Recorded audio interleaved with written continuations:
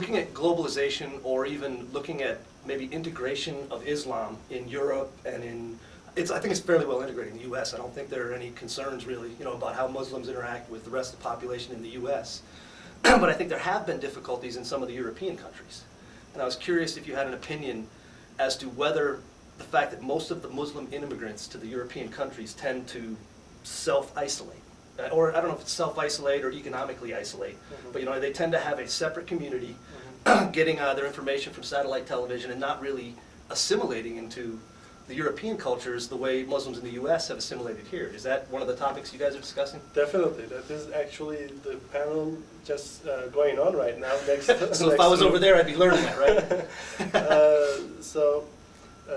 In Europe, and I just followed a couple's presentations, and from there I can just pass some information that there are various communities from different Muslim countries. For example, there is Turkish Muslim community.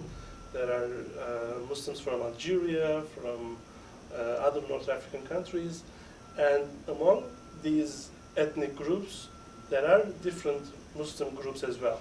So, for example, among the Turkish Muslims, there are 3 different active Islamic groups, which have different agendas, different interpretation of Islam. So similar to, say, different churches in the U.S., say Protestants, exactly. Baptists, different Exactly. like that. I mean, they share a common identity of Islam, but there are different organizations within each ethnic community as well. So you will say that it is quite diverse. And one of the presenters said that it is hard, it is impossible to speak about a common European Islam, Okay. So to say, because of that diversity. But he said there are competing understandings of Islam.